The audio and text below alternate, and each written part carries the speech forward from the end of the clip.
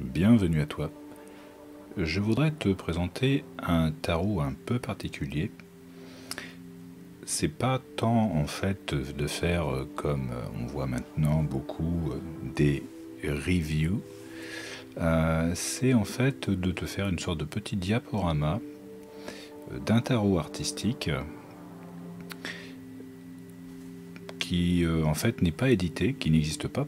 J'espère qu'un jour il existera. Je crois que son auteur travaille encore dessus actuellement. Et ce sont en fait les 22 arcanes dessinés, enfin peints par Richard Méric. Voyons ça.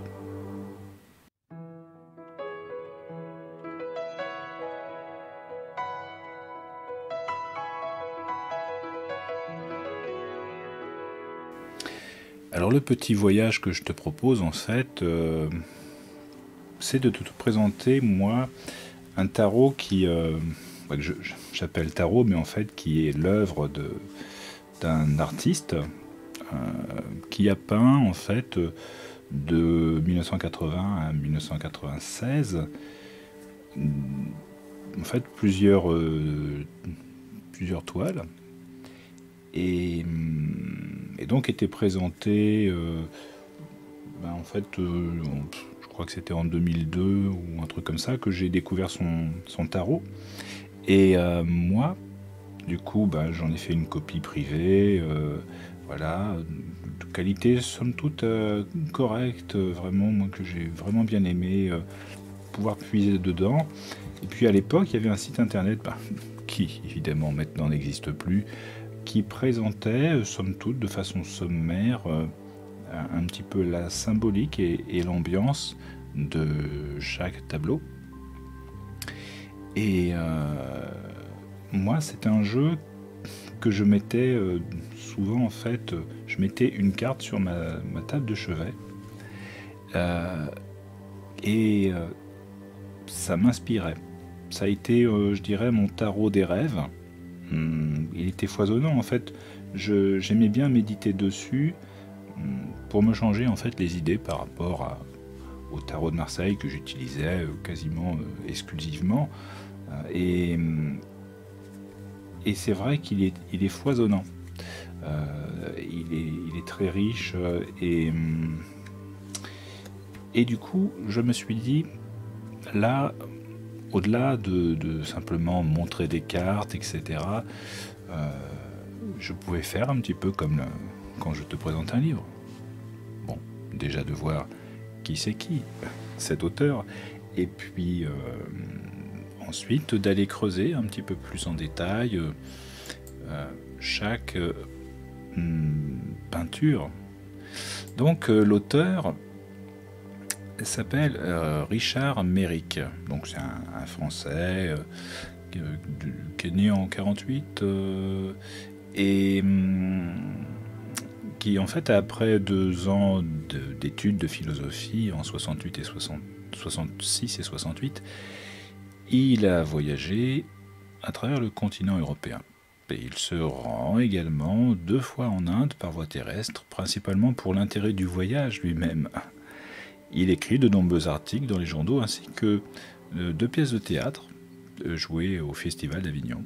En 78, il réalise son premier dessin, Salvador Dali, portrait doublement réversible, à partir d'une petite photographie du maître. Et il commence son activité picturale en apprenant par lui-même la technique classique de la peinture à l'huile grâce aux livres. Alors qu'il étudie les œuvres des anciens maîtres, il commence à étudier la psychologie de Freud et de Jung. Rick, comme il se fait appeler de son nom d'artiste, explore les traditions ésotériques et réalise une longue plongée dans la chimie spéculative et la philosophie orientale. Il produit non seulement un travail de qualité, mais aussi une quantité, des tableaux de taille moyenne, grande, des triptyques comme l'étonnant jardin de la mémoire, conçu en 79 à 83. Et incontestablement son plus proche hommage à Jérôme Bosch, le célèbre peintre hollandais. il conçoit entre autres ses propres cartes de tarot basées sur ses études d'alchimie. Il peint 21 arcanes majeures à l'huile sur toile et il est en train de compléter toute la série des cartes de tarot, les concevant sur ordinateur. Et pendant 8 ans, il peint sans montrer son travail, il vit à la campagne, dans le sud de la France, menant une vie qui lui permet de consacrer la plupart de son temps à la peinture. Eric décrit son travail comme une peinture moderne, utilisant une technique classique, inspirée par Bruegel, Bosch, Escher et Salvador Dali. Donc voilà la petite présentation déjà de l'artiste. Et du coup, ce que je vais faire, c'est que je vais retourner sur Internet. Je vais te proposer un petit diaporama que j'ai trouvé sur YouTube, dont je te mettrai le lien en description si tu souhaites aller revoir ça autant de fois que tu veux, ou bien de revoir la vidéo que je constitue ici, un petit peu aussi en hommage de cet artiste vraiment inspiré en tout cas. Alors ça peut être un tarot qui ne te plaira pas forcément, il y a des arcanes qui te seront sans doute pas forcément parlants. Moi il y a quelques arcanes qui me sont très parlants, comme Tempérance, même la Justice, ou comment le Pape aussi, enfin dans ces approches de symétrie ou presque à l'infini, un côté un petit peu réversible, et puis à la fois les choses sont différentes d'un sens à l'autre, etc.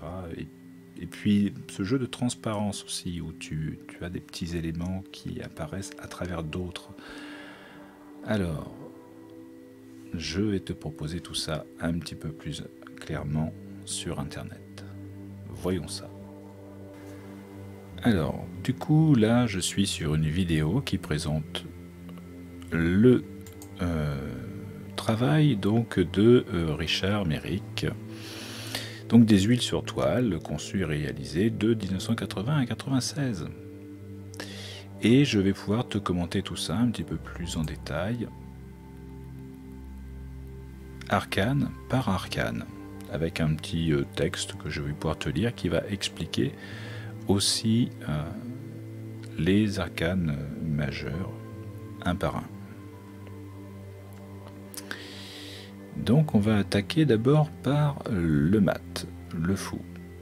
Alors ici, il y a une petite particularité que je te révélerai, que je vais relever à la fin de la vidéo, parce que Rick a conçu deux mats différents, et donc du coup il y a une explication différente. Ça n'apparaît pas en fait sur son site officiel, et ça n'apparaît pas dans ce diaporama. Et donc chance pour moi d'avoir encore ces petits fascicules, ces copies d'écran que j'avais fait à l'époque, tellement j'étais touché, ému par le côté artistique, et puis le côté un peu poétique aussi des textes que je vais te lire associés à ces images. Alors, pour le mat, en position 0, parce qu'il y aura un deuxième mat en position 22. Pour le mat en position 0, parcourant les chemins qui conduisent au centre de lui-même, l'individu marche de l'avant vers les terres vierges et inexplorées de la connaissance. Christophe, porteur de l'enfant monde, franchit le Jourdain, robuste et serein, laissant derrière lui sa vie passée. Alors, on va passer ensuite au battleur, qui a de quoi peut-être te surprendre. Il est particulier, c'est pour ça que de l'accompagner d'un texte, ça sera déjà plus parlant. Et puis ensuite, moi je te mettrai le lien en description vers le site officiel de Richard Méric, où là tu pourras encore plus voir ses productions et en particulier ses arcades majeures, les images peuvent être zoomées et là tu vois vraiment en profondeur, de façon très détaillée, le détail de ces arcanes. Donc j'espère qu'un jour ça sera édité parce que c'est vraiment magnifique. Et ça, tu peux t'en rendre compte quand tu vas sur le site officiel. Là, sur le diaporama, c'est un petit peu léger. Il n'y aura pas forcément tout. Il y aura l'ensemble, mais le rendu en lui-même, l'émotion que ça peut déclencher, ou les ressentis, ne sont pas forcément très prégnants quand on voit la vidéo même en plein écran. Alors pour le battleur, jouant avec les éléments qui sont les instruments de son destin, à la fois tragique et futile, concentré et insouciant, l'être de chair et d'esprit cherche sa vérité au-delà des limites connues. Le battleur parcourt les méandres des processus entrelacés que symbolisent les arcanes, en quête de lui-même. Sous le regard grave d'un enfant, un homme surgit de la nuit, soucieux, accompagnant d'un geste désinvolte la course des sphères. Alors, on va passer maintenant à la papesse, qui elle aussi est tout à fait particulière, vraiment une vision artistique cachée dans le voile qui sépare le rêve de la réalité. Psyché détient tous les secrets du monde, inscrits dans un livre muet. Dans un décor à la fois symboliste et anodin, règne un silence arrêté, qui semble figer toute chose pour l'éternité. Après, il n'y a pas de description précise de l'arcane, mais bon, passons à l'impératrice. Maîtresse des choses célestes et du monde spirituel, elle irrigue le monde du flux de sa connaissance, le fertilise au moyen de sa force invisible. Une jeune femme voilée, assise entre la clarté du ciel et l'ombre de la nuit, semble accompagner de son esprit la croissance végétale. Passons à l'empereur, un empereur qui peut encore plus te surprendre. Des atomes jusqu'aux masses planétaires, il règne sur le monde matériel, y impose sa foi en la force active et la domination des éléments, sûr de sa puissance. Un roi oriental et massif est confortablement installé dans un univers composé de matières lourdes et compactes. Passons maintenant au pape. La carte du pape, en fait, qui n'apparaît pas sur le site officiel, ça je le regrette parce que il est vraiment très beau à regarder et cette impression de perspective comment je dirais, j'allais dire en 180 degrés, mais peut-être en 360 degrés aussi, très particulière. Et donc pour ce qui est du pape, donc, médiatrice entre le ciel et la terre, la foi, quelle que soit la forme qu'elle revêt, est pour l'humain le seul soleil qui ne se couche jamais. 5 papes se saluent mutuellement au pourtour d'un palais épiscopal dont le plafond est une plage ouverte sur l'océan. Alors, passons à l'amoureux.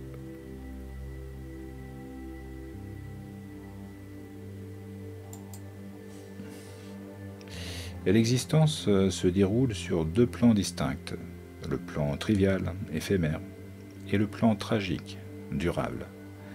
Et si le choix est constant, l'hésitation l'est tout autant. Se basculant sur un pied, Rick oscille encore entre le romantisme et l'érotisme dans un décor de terrasse ensoleillée. Sur la table, entourant les gisants Roméo et Juliette, le serpent est le fruit du péché accompagne le pain et le vin de l'Eucharistie. S'il fallait encore insister sur le symbole de la dualité opposée et harmonieuse, le centre du tableau est occupé par le lys blanc et la rose rouge. Souhaitons à chacun de trouver son équilibre entre la tendresse et la passion. Donc l'auteur s'est dessiné sur cet arcane, voilà, en haut à gauche. Alors, passons au chariot. Un chariot aussi que j'aime beaucoup. Ayant un peu trop foi en son action personnelle, l'individu tend à dépasser les limites. Il va de l'avant, brave les contradictions et les obstacles. Le chariot nous met en garde contre les excès du désir de prédominance, la force destructrice de l'ambition. Dans un décor de tempête où tout n'est que lutte et violence, un androgyne majestueux entraîne à sa suite un équipage contradictoire, bousculé par les éléments en furie. Alors, passons à la justice. J'aime bien aussi cette justice, et c'est ça qui est dommage, c'est que là, voilà, dans ce diaporama, on ne voit pas tout ce jeu de transparence qui est très beau. Face aux menaces du chaos, la justice ne connaît pas la fuite. Elle incarne la puissance et l'équilibre et n'agit que par la force ou le maintien de l'équité. Au sein d'une architecture réversible, glaives et balances s'affirment dans un monde où le haut et le bas ne font qu'un. La justice est la première des 4 vertus cardinales figurant dans le tarot. Passons à l'ermite. L'ermite aussi qui est particulier, c'est pas celle que je préfère. Le philosophe hermétique, détaché du monde et de ses passions, cherche dans sa propre nuit intérieure les sources d'une illumination qu'il se doit de garder secrète. Coiffé par Saturne, incarnant Chronos, un ermite apparaît explorant l'espace et le temps, dans la solitude d'un décor salin et cosmique. Là, je trouve le texte tout à fait poétique d'ailleurs. Alors, la roue de fortune. Là, déjà, tu peux repérer la roue. Alors, le destin n'est en fait que d'alternance, d'ascension et de chute, pessimisme ou optimisme, n'ont en fait pas lieu d'être une attitude constante. L'acceptation de cette simple vérité est une pierre d'angle dans l'édification de la sagesse. Une nature morte, lumineuse et inquiétante tient lieu de premier plan à un décor de fête foraine assoupi dans la nuit.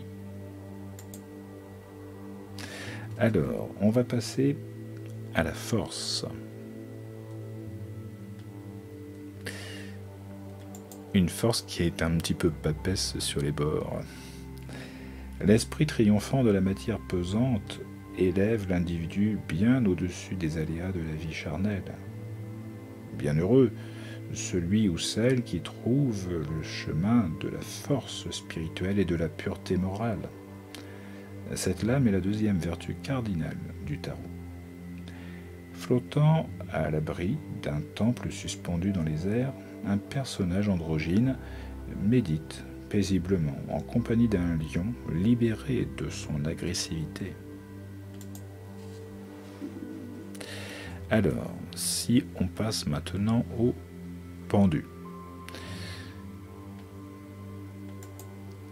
Alors, donc, selon les versions, le pendu est l'homme suspendu par le pied, ou l'homme au pied suspendu. Confusion issue d'une traduction de l'italien. Le premier incarnerait l'individu, esclave de ses contradictions, écartelé en lui-même. Le second figurerait la sagesse, troisième vertu cardinale du tarot. Le mannequin suspendu dans le petit théâtre satisfait les deux versions. Ouais, c'est anecdotique cette histoire de traduction. Alors, l'arcane son nom, la mort. Ici, c'est très frappant. J'aime bien aussi, hein, ça laisse pas indifférent. Libératrice des peines et des soucis, la mort est un passage indispensable à la renaissance, à la continuation de la vie, à l'évolution.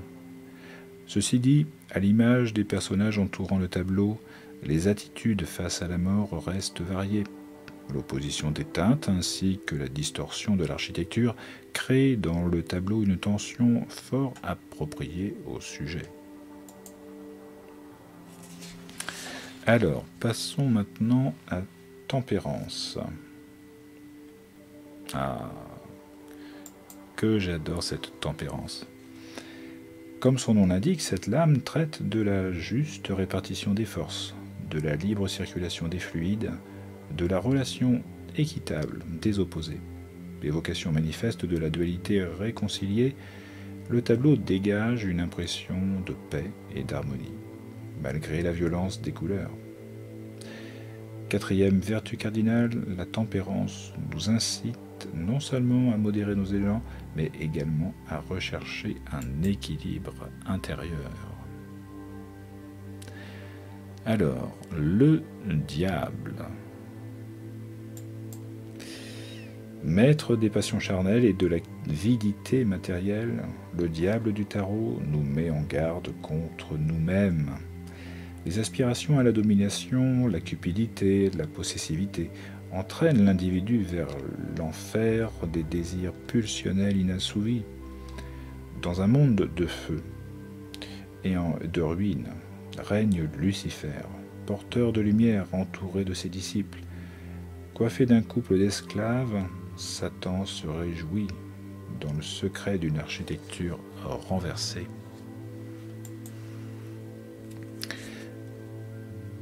Passons à la Maison Dieu.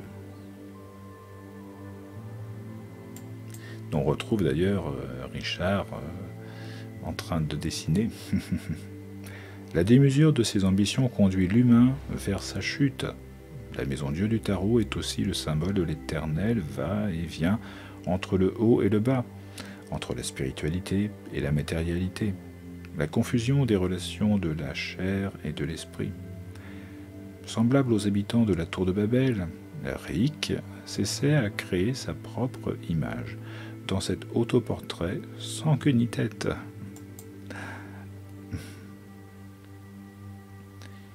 Alors, passons maintenant à l'étoile.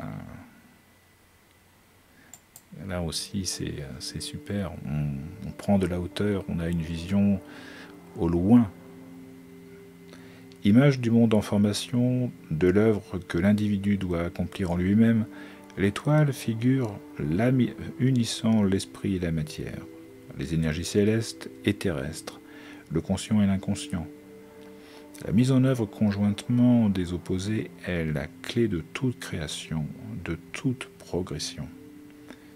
Dans un paysage composite, une femme dont la tête est surmontée d'un embryon irrigue simultanément l'eau et la terre.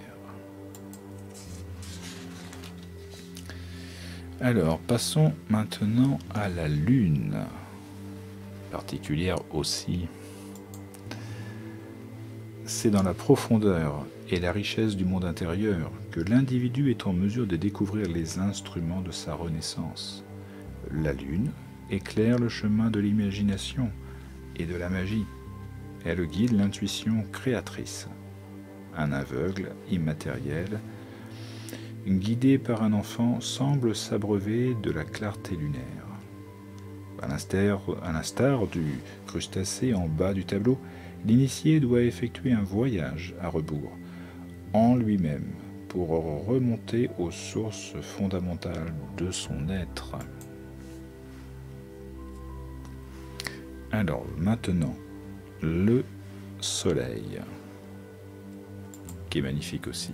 Un petit peu, ça rappelle un petit peu Tempérance d'ailleurs, quelque part.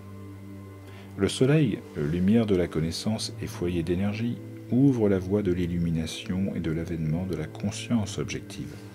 Cette lumière est celle du bonheur, de se savoir en accord avec la nature et donc avec soi-même. En complément opposé au tableau de la Lune, on trouve l'image d'une femme s'abreuvant à la source de l'énergie solaire, tandis qu'un faucon, image d'Horus, veille sur une étendue déserte dans l'aube naissante.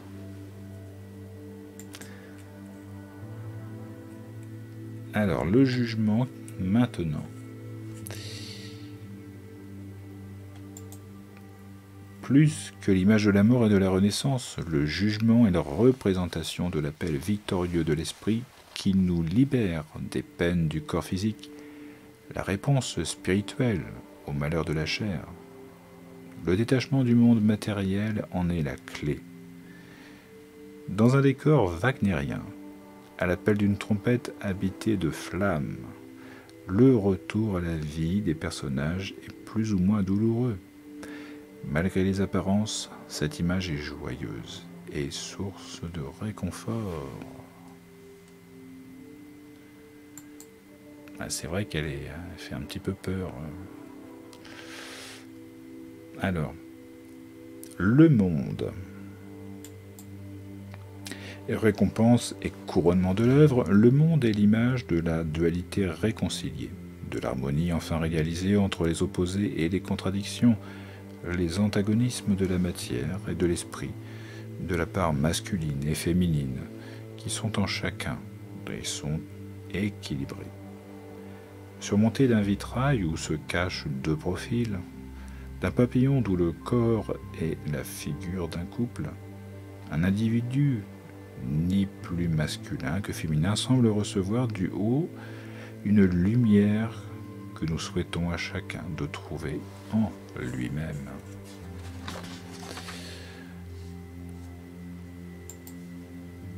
Donc voilà pour ce petit diaporama. Et maintenant, je vais pouvoir passer à la fin.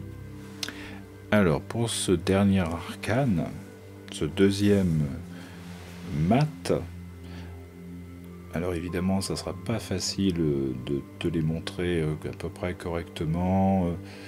Somme toute, c'est un petit peu anecdotique, mais il y a quand même une petite différence à relever. C'est cet enfant monde qui, dans le deuxième mat, a les yeux ouverts, alors qu'il avait les yeux fermés dans le premier mat. Et je vais te lire ce qu'il en est dit pour le deuxième mat. Parcourant les chemins qui conduisent au centre de lui-même, l'individu cherche de l'avant vers les terres vierges de la connaissance. Christophe, porteur de l'enfant monde, franchit le Jourdain robuste et serein, laissant derrière lui sa vie passée. Cette seconde version du mat, réalisée 16 années après la première, peut être interprétée comme le résultat du voyage initiatique au travers des chemins du tarot. L'individu et les animaux ont perdu leur aspect massif et sculptural. L'ensemble est plus léger, plus aéré, comme libéré du poids de la matérialité, ce qui est le but de ce voyage. Donc voilà ce petit voyage justement, un petit peu sous la forme d'un diaporama, etc., d'un tarot qui n'en est pas tout à fait un, puisque c'est une œuvre artistique qui n'a pas été publiée en tant que tarot, mais que moi j'ai utilisé beaucoup en fait pour m'inspirer, pour m'endormir, et puis parfois me permettre en fait un petit peu à mon monde onirique de s'ouvrir à un arcane en fait majeur.